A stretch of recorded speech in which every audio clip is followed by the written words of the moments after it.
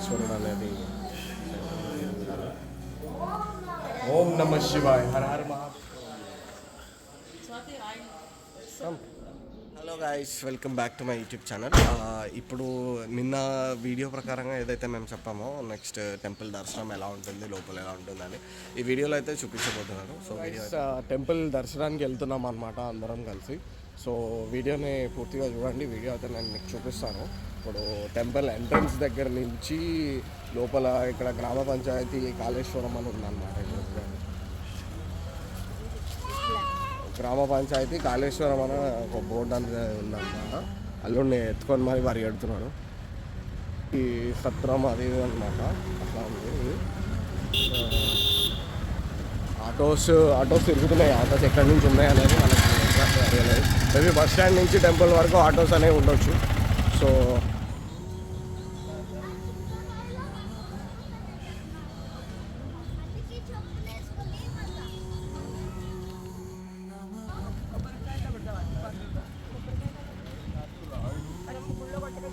ఇది ఎంట్రీ చూపిస్తాను.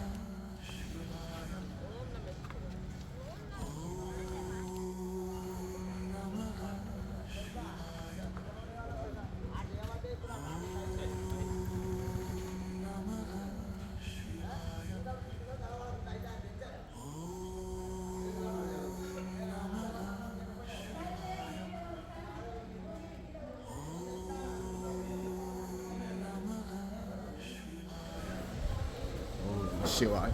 So entrance అయితే ఇలా ఉంది. టెంపుల్ లోపలికి మనం డైరెక్ట్ వచ్చేసామన్నమాట.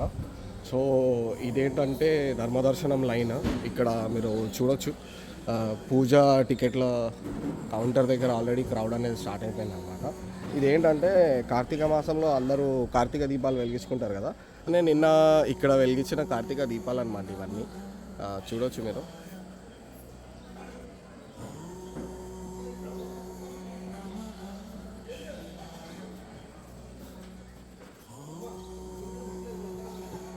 కాళేశ్వరం టెంపుల్ లోపల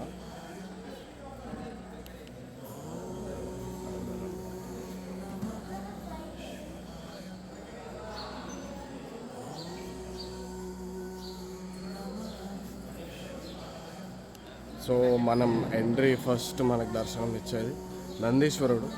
ఇక్కడ పెద్ద నందీశ్వరుడు అనేది సెంటర్లో ఉందన్నమాట టెంపుల్కి. ఫస్ట్ ఎంట్రీ మహాగణపతి, జై వీరభద్రుడు. నా లైఫ్లో ఎటువంటి విజయాల కోసం కోరుకోవడానికి విజయ గణపతి, శ్రీ విజయ గణపతి. ఇక్కడ అన్నపూర్ణాదేవి, చింతామణి గణపతి,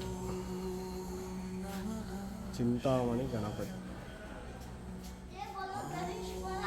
స్వర్ణాకర్షణ భైరవ, శ్రీ స్వర్ణాకర్షణ భైరవ, అభయాంజనేయ స్వామి, జై శ్రీరామ్.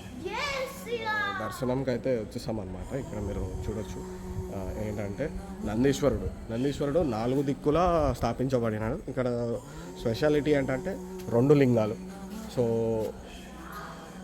కాల ఈశ్వరుడు అంటే 2 లింగాలు, అంటే 2 లైఫ్ అండ్ డెత్ సంబంధించినవి అన్నమాట. సో ఈ 2 అనేవి ఇక్కడే ఉన్నాయి. నేను చూపిస్తాను మీకు.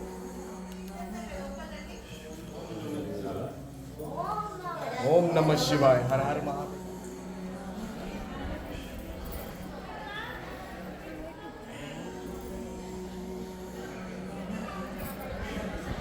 దర్శనం అయిపోగానే మేము అక్కడి నుంచి యమద్వారము అండ్ యమగండ దీపం, అంటే గండ దీపం అనే ఒక దీపం ఉంటుంది అక్కడ.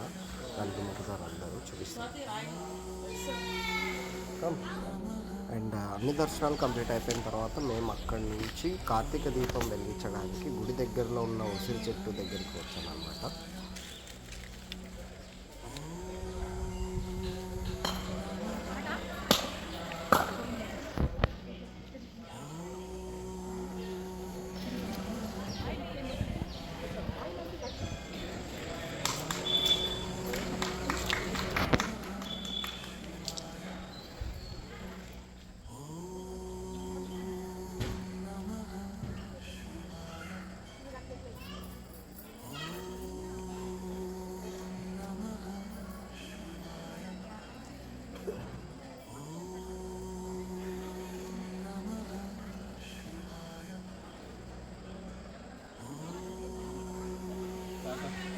Bobby, look here.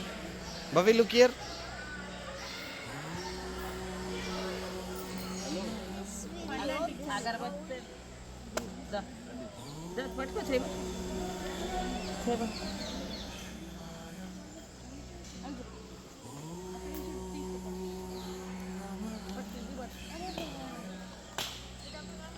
పండు చెప్పు హ్యాపీ దివాలి.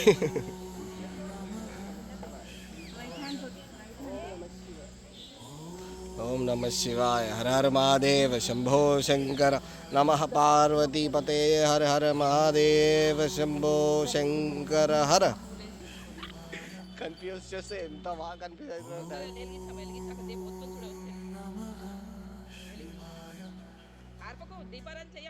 అరే ఊరుతుంది.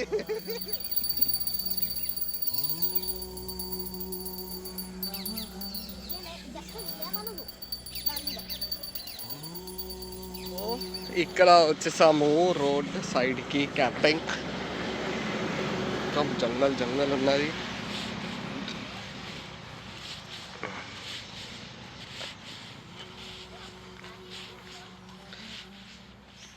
హలో.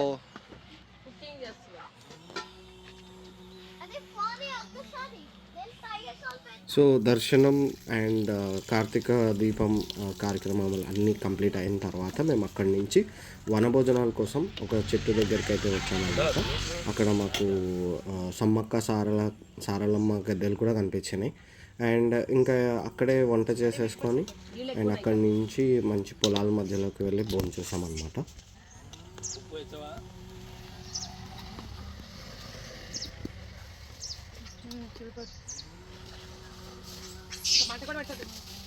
నిప్పుల మీద మగ్గాలంటే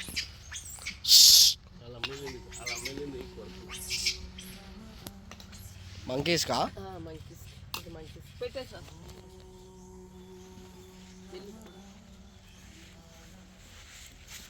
okay nice.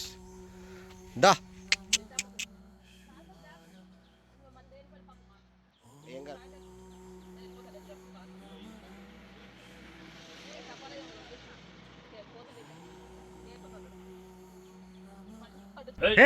No no no, మనమే అన్నం పెట్టాం.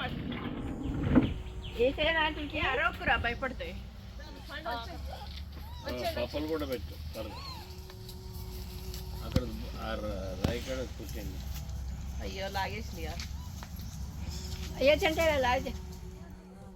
ప్రాపర్ వనభోజనాలు చేసిన తర్వాత మేము అక్కడి నుంచి కాళేశ్వరం నుంచి 80 కిలోమీటర్ల దూరంలో ఉన్న రామప్ప టెంపుల్కి అయితే వెళ్ళామన్నమాట.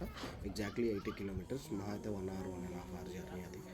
సో కాళేశ్వరం వెళ్ళిన ప్రతి ఒక్కరు రామప్ప టెంపుల్ కూడా వెళ్ళవచ్చు. అక్కడ ఉన్న అద్భుత కళాఖండాలు మీరు చూడవచ్చు.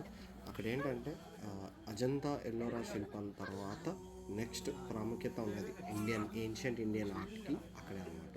సో వీడియో అయితే చూడండి, నేను పూర్తిగా మెన్షన్ చేశాను. అండ్ బేసిక్గా అక్కడ టెంపుల్ డిస్ట్రాయ్ చేయబడింది అని ఎగ్జాక్ట్ ఇన్ఫర్మేషన్ అయితే నేను చూడడానికి ట్రై చేశాను. బట్ వికీపీడియాలో అంత ప్రాపర్గా లేదు. మళ్ళీ తప్పు చెప్పడం ఎందుకు అని చెప్పి నేను ఏం చెప్పట్లేదు దాని గురించి. బట్ మీరు చూడొచ్చు అక్కడ విగ్రహాలు అయితే డిస్ట్రాయ్ చేయబడ్డాయి.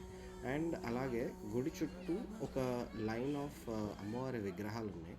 అది మొత్తం గుడి 360 degrees నేను వీడియో కవర్ చేశాను, చూడండి.